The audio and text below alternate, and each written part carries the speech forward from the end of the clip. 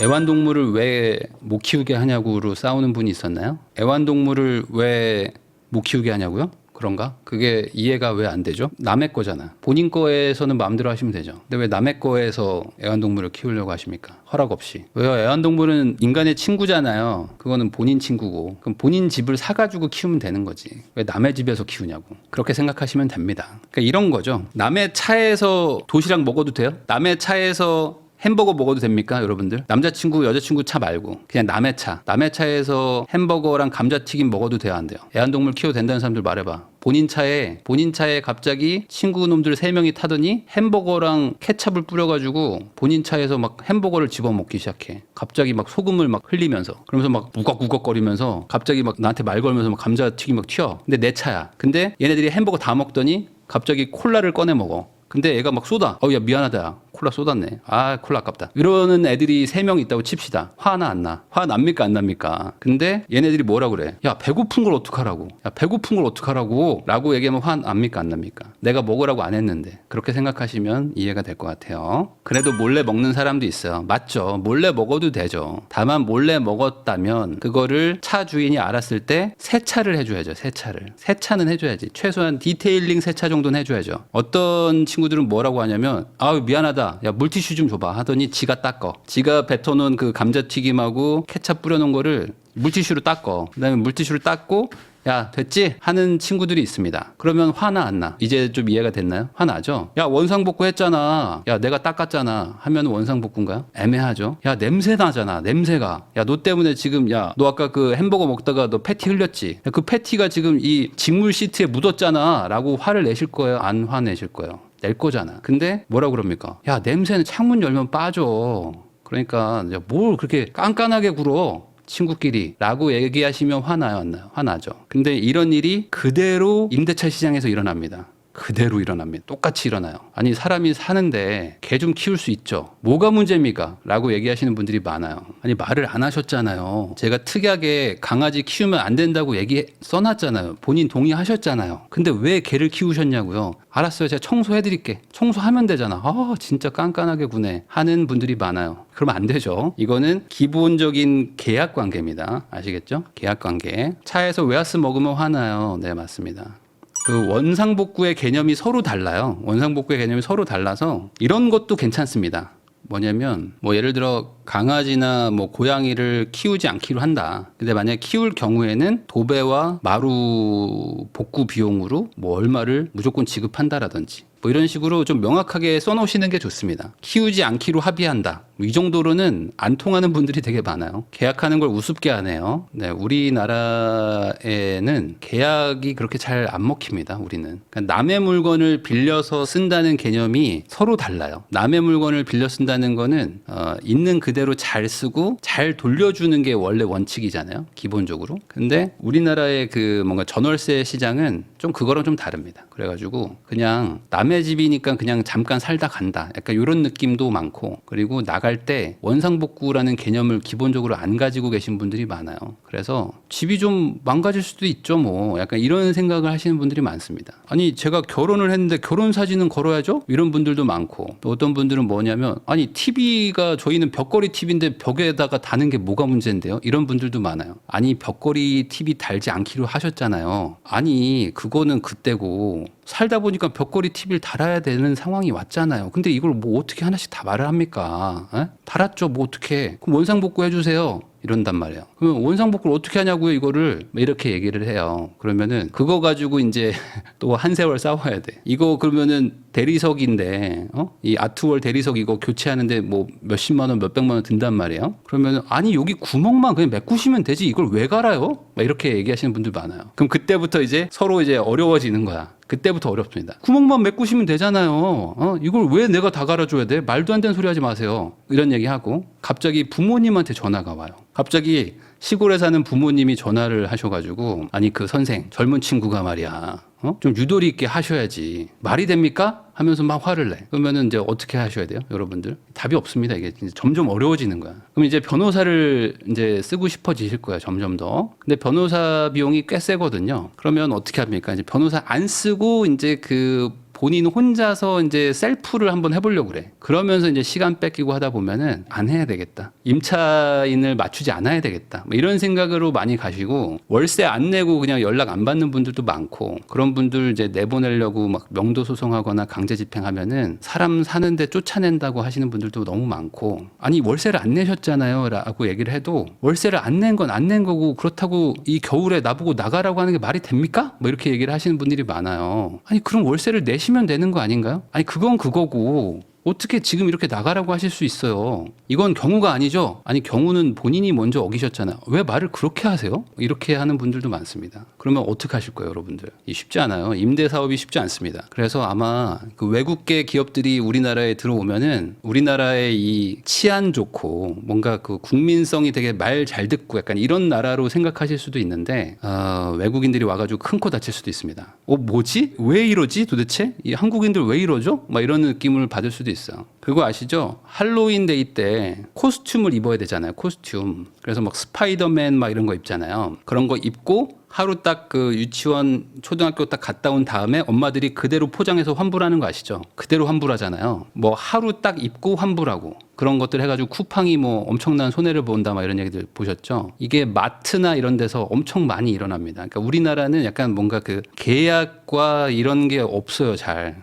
안 지켜요. 그런 거를. 그냥 이렇게 하면 되는 거 아닌가? 라는 게 되게 많아요. 그래서 그 특히 이제 임대차에서도 수리 부분에서 많고 그래서 원래 외국은 뭐 전구가 하나 나가면 뭐 4만 원, 뭐 못을 하나 박으면 뭐 2만 원 뭐 이런 식으로 다 체크를 하고 사진을 막 찍고 막 하거든요. 그러면 이제 우리나라의 외국계 기업이 들어왔을 때 그렇게 할 수 있겠죠? 만약에. 그러면 이제 우리나라 사람들은 이제 뭐라고 하냐면 그 사진을 다 찍어 놓고 뭐 여기 동의하세요 하고 막 서명할 거란 말이에요. 그럼 우리는 또 쿨하게 서명하는 나라예요. 서명을 그냥 다 해. 그리고 몰랐어요라고 한다고. 우리는 보통 그렇게 합니다. 몰랐어요. 이거 불공정 거래 아니에요? 뭐 이렇게 하시는 분들 많을 겁니다. 그러면 이제 그 미국에서 온 관리자들이 뭐지? 이게 뭐지? 막 소송하세요? 막 이런 사람들 많다고 이제. 그럼 이제 보증금을 엄청 잡겠죠, 이제. 그래서 매운맛을 보고 나갈 수도 있습니다.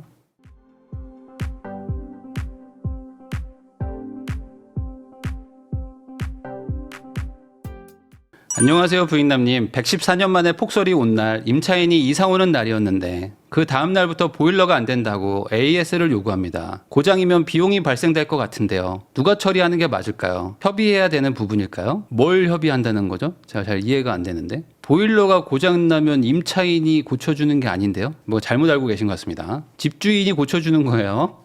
집주인이 고쳐주면 됩니다. 그 집을 거주하는데 필수적인 부분들은 집주인이 고쳐주는 거예요. 우리나라는 겨울에 보일러 안 틀면 죽을 수도 있잖아요. 그래가지고 보일러는 고쳐줘야 되고요. 예를 들어 유리가 깨졌어.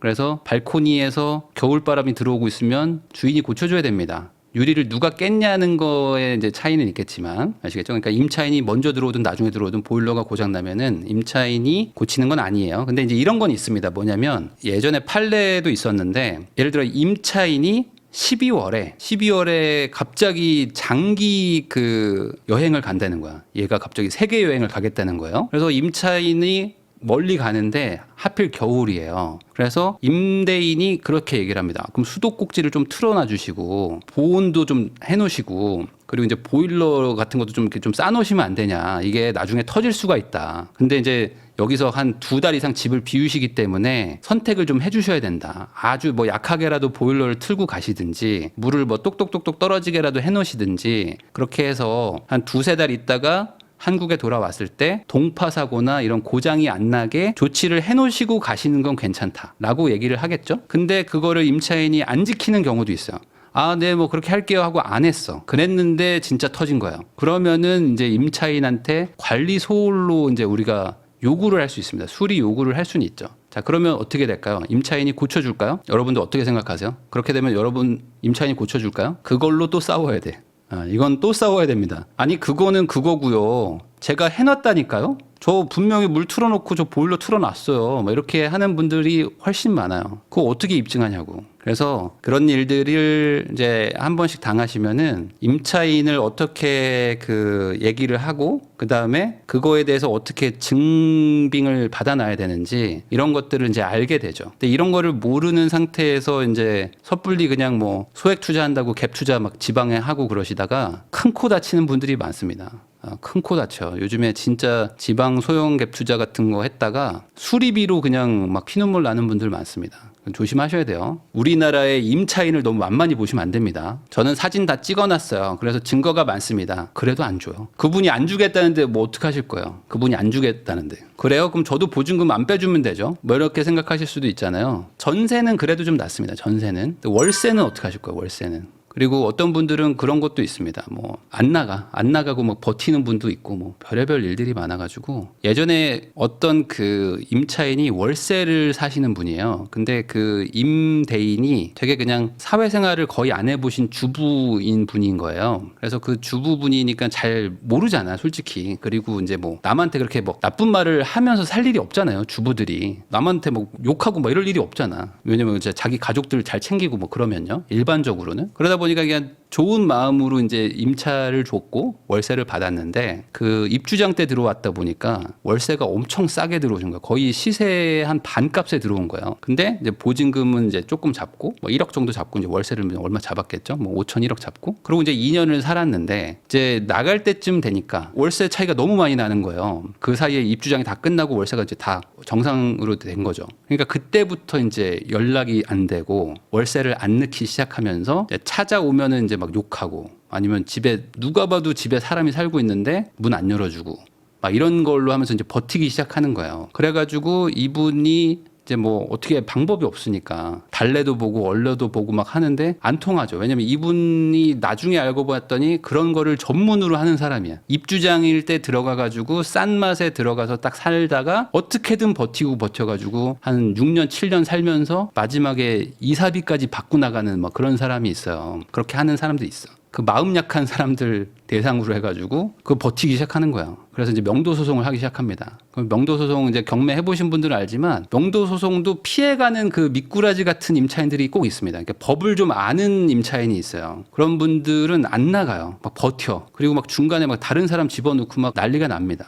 그리고 막 거기 앞에서 막 뭐 못 들어오게 하고 막 이런 것들을 하죠. 그러면은 또 막 또 한 몇 달 가요. 그러다 보면 이제 이분도 지치는 거야. 이제 막 지치고 원래는 나 2년만 빌려주고 실거주 해야지라고 했는데 한 막 4년 5년 못 들어가. 예를 들어. 그러면 이제 막 학을 띄는 거죠. 그럴 때 이제 그분이 다 살고 이제 어떻게 하냐? 나 이사비 줘라.